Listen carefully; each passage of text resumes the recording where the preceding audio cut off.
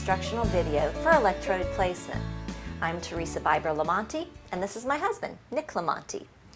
Today I'm going to demonstrate to you the one and only proper placement for NMES for dysphagia therapy.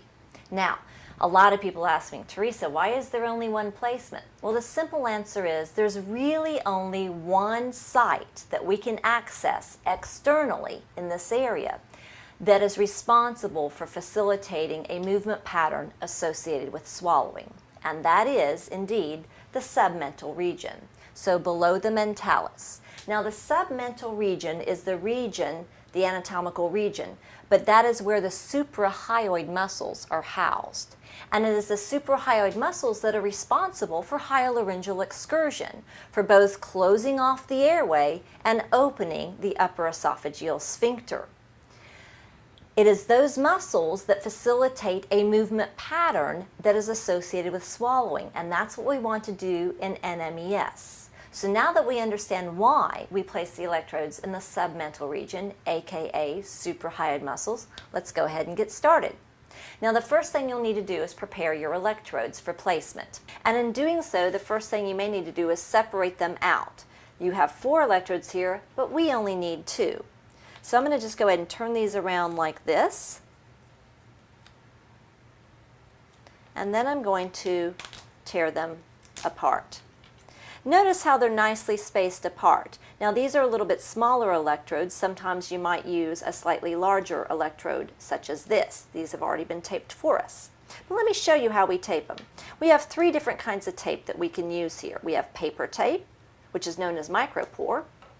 We have silk tape, which is known as Durapore, and we have plastic tape, which is known as transpore.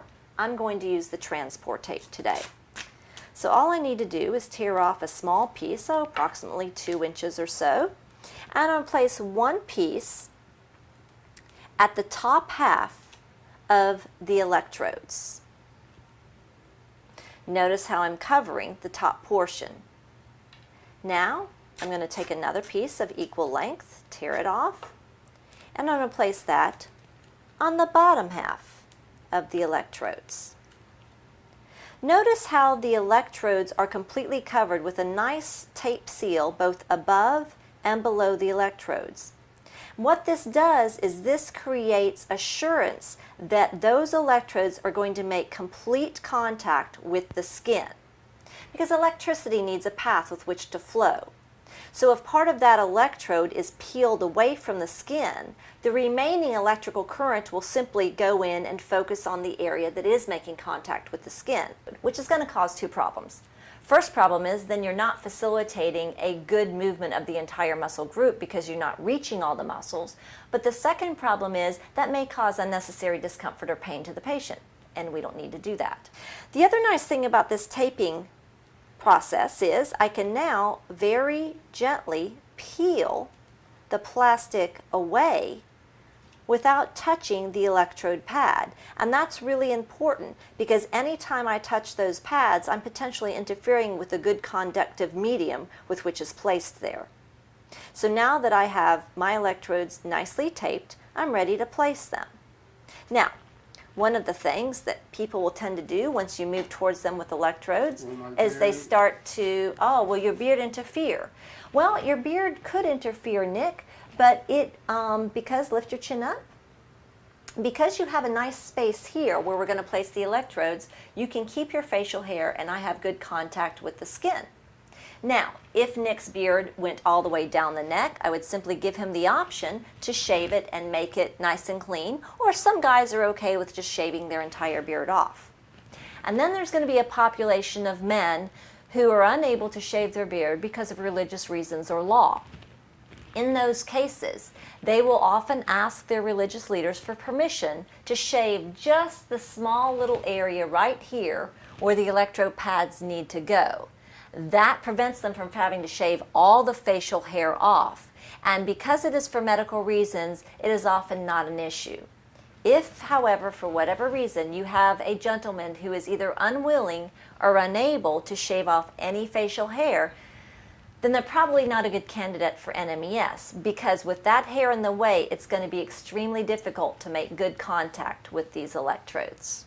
Now, another thing you need to keep in mind is, although Nick doesn't have any facial hair, he may have oily skin, debris on his skin, flaky skin, or probably not makeup, but if he was a female, he might have face makeup on. All of those things can interfere with good electrode contact. So I need to make sure the skin is free and clear of those things. Now, one thing I will never do is use an alcohol wipe. Never, never, never use an alcohol wipe. It dries out not only the skin, but also the conductive medium of the electrodes, thereby making them less effective and potentially destroying the integrity of the gel. So I'm going to go ahead and prep the skin here, just wiping it nice and clean. And then what I'm going to do is go ahead and place the electrodes. Now notice that when I place the electrodes, I do not want this straightforward orientation, because that's the neck. What I want is up here, the chin. So the orientation of my electrodes should always be pointing in an upward position, with the tails pointing down. This is going to make sure that I am indeed in the submental region. Under the chin, not the neck. The chin, not the neck. All right? So I'm going to place them right here with Nick keeping his chin neutral. Now, Nick, if you would, turn your head to the side. Notice how the electrodes are under the chin, not on the neck area. Turn to this way so they can see. Again, under the chin, not on the neck. Look forward again. Now lift your head up. And we are above the hyoid bone, which is right there. Put your chin down. Now, we've got the electrodes placed and they're taped and they're pretty secure. But because during the treatment a patient is going to be swallowing, we may want to make sure that they don't slide or move around in any way, shape, or form and us lose that contact that's so essential to good electrotherapy. So, you can purchase these nice headbands. These are made of cloth. They are washable, easy to use, very inexpensive. You can buy them at almost any drugstore, pharmacy, grocery store. And you can use one headband per patient at the end of the week. Throw them in your laundry, bring them back, they're all nice and clean. So I'm going to stretch it out. I'm going to start at the bottom and I'm going to lift up. Now notice that I'm able to cover the entire taping area with the electrodes. And this is why this width of a headband is preferable to a much skinnier one where you wouldn't have that nice, smooth, even coverage over the entire taped area. So that's it. Electrode Placement 101, we are committed to providing innovation and education to improve the quality of life of patients everywhere.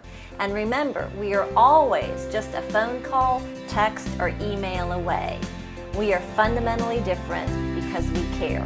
Keep the hope and stay tuned for other instructional videos that you may want to watch in order to be able to help you to achieve the best outcomes possible. Thanks again and have a great day.